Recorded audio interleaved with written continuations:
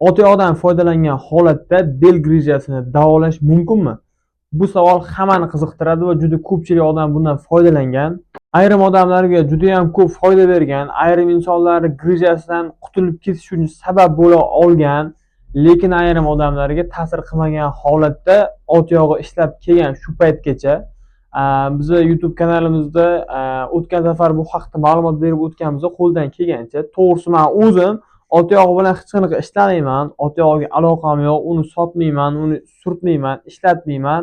Lekin ko'pchilik bemorlarda shu haqda savol ko'p bo'lganligi uchun bu haqda oldin ham ma'lumot berib o'tganman, lekin bu ma'lumotlar yetarli bo'lmaganligi uchun orada yana vaqt o'tib men shu haqda yana ma'lumot berishga qaror qildim. Demak, ot yog'i nima? Ot yog'i bu aptekada sotiladigan otlar uchun maz. Ko'pchilik uni maz deb o'ylaydi. Yo'q, u maz emas. Ot yog'i otda endi men uni bilmayman. Qaysidir bir joydan olingan o'sha jiri, otning badanidagi yog'i olinadi.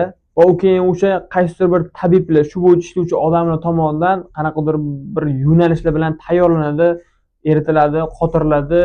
Uni surtish tartibi ham bor o'zini.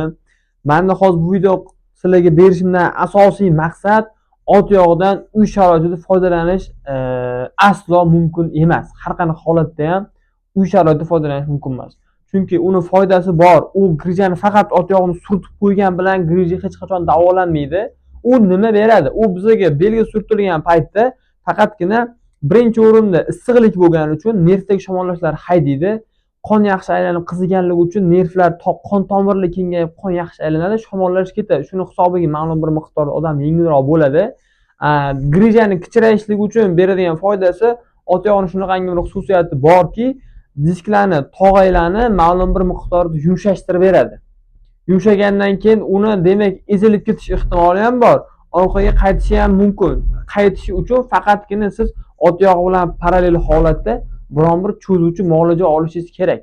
O'sha ot yog'ini surtadigan tabiblar ham o'zini qaysidir muolajasi bo'ladi. Faqatgina ot yog'i surib qo'yib siz jo'natib yubormaydi ular.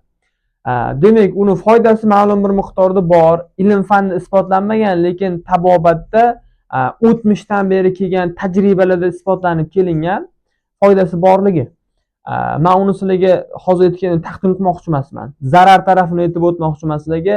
Zarar tarafi, sizlar buni olib, uy sharoitida o'zingizcha belingizga surtasiz, oyog'ingizga surtasiz, bir hafta 10 kun surtganingizdan keyin, uni surtgandan keyin siz o'tirib, qaysidir bir ish qilib harakat qilgan paytingizda yumshagan disklaringiz, deylik 5 mm grijangiz bor, u yumshadi. Siz yana qaysidir bir harakat qilganingizda o'sha diskingiz battarroq ezilib, grija qottarib ketish ehtimoli eng birinchi o'rinda turadi.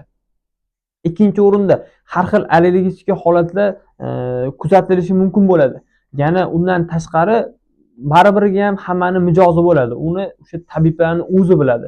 Bu sharoitda qo'llash, xullas eng birinchi o'rinda sizlarga yetkazmoqchi bo'lgan asosiy vazifam shu. Bu sharoitda iltimos qo'llamanglar uni. Ko'pchilik telefon qilib so'rashyapti, mana ot yog' sizda bormi? Sizda bormi? Yo'q, menda yo'q. Sotiladigan joylar bordir. Men unga qiziqmaganman, chunki meni yo'nalishim emas u. Meni o'zimni grijani davolayman, meni yo'nalishim bor. U haqda fikr bildirishim mumkin. Sizlarga yetkazmoqchi bo'lgan fikrim shu. Agar sizda bel yoki bo'yin churrasi, ya'ni umurtqa grijasi bo'ladigan bo'lsa va uni davolash uchun qiynalib sarson bo'lgan bo'lsangiz, uni davolashni xohlayotgan bo'lsangiz, nomerlarimizga murojaat qilishingiz mumkin bo'ladi yoki bizning profilga o'tib, videolarni kuzatib chiqadigan bo'lsanglar, bizda grijani davolash tabiiy usuli va sizlarga eng yaxshi tarafi atigi bir sutka davomida lecheniya qilinadi. Hech qanaqa dori-darmon ishlatilmagan holatda asosiy muolajamizning negizi oyoqdan osish. E'tibor qilamiz, oyoq barmog'idan emas, oyoq to'pig'idan osib davolaymiz. Buni sabablari haqida men keyingi videoda sizlarga to'liq aytib o'taman. Barmog'idan osishdan ko'ra to'pig'idan osishi foydali jihatlarini kelasi videoda sanab o'taman. Demak, bizda grijani davolash tabiiy usullarida oyoqdan osish, manual terapiya, massaj va hijomi kompleks qilib hammasi qilinadi. Bularning hammasi umurtqani cho'zish va qonni yaxshi aylanishligi uchun xizmat qiladi. Grija o'zi asosan umurtqa pog'onani fiziki tabiiy ezilishiga aytiladi grija deb. Demak, grijani hech qanaqa dori-darmon hech qachon davolay olmaydi. Faqatgina vaqtinchalik sizni og'riqsizlantirishi mumkin, lekin grijadan qutulib ketishingiz uchun sabab bo'la olmaydi. Lekin bizda shunaqa bemorlarimiz bor, ancha yildan beri bizda muolaja olib, xudo xohlasa shu paytgacha yaxshi yurib, grijadan bir sutkada tuzalib ketgan bemorlar juda ham ko'p. Sizlarga yana bizda narxlar juda ham hamyonbop. Qo'ng'iroq qilib murojaat qilsangiz bo'ladi. Batafsil bepul konsultatsiya onlayn olishingiz mumkin bo'ladi. O'zingizga qiziqtirgan savollarga. Demak, sog' bo'linglar, salomat bo'linglar.